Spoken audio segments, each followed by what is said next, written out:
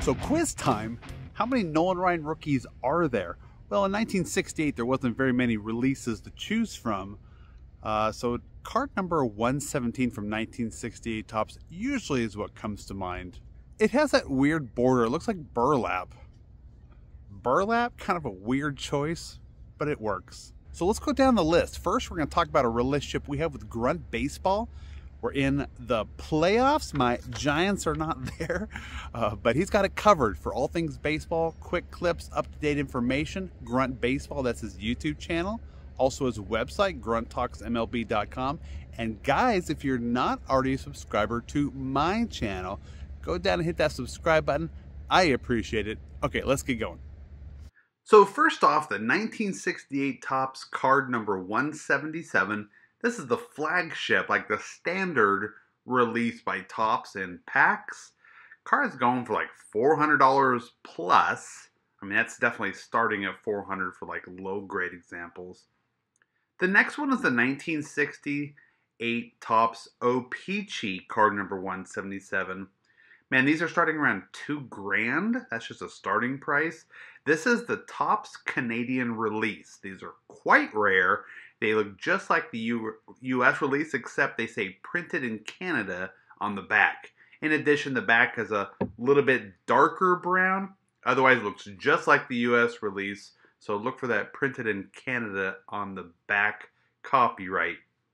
Now, the third card is the 1968 Milton Bradley card number 177. These are starting at about $500. They're slightly less rare than the OPC. So that's Milton Bradley. Yes, the board game company. They put out a board game called Win-A-Card. It had cards that looked extremely close to the 1968 Topps, like burlap cards. But there's a couple differences. The Milton Bradley cards may or may not have a white border on one of the front edges. The white borders because the sheet they were printed on had other sports next to the burlap border. Therefore, even the slightest off-centering, left to right, top to bottom, it made that white from the neighboring card visible. If you flip over the card, the back would be yellow instead of the brownish mustardy color of Topps. So here's a side-by-side of what those look like.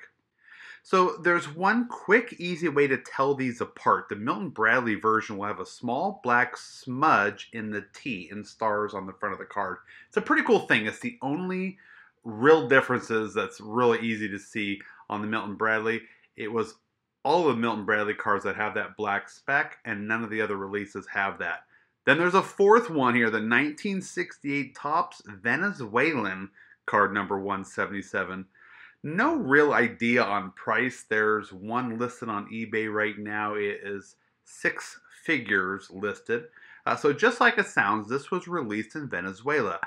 On the back it says, Hecho en Venezuela, C.A. Leitoven. Leitoven being the printed company that printed them for Topps. The cardstock was more yellow. It was cheaper. It was prone to fading. You could find these in poor conditions. But man, they go for a ton. They're super rare. Go for a ton of money. In fact, it's the most rare version of card number 177 out there.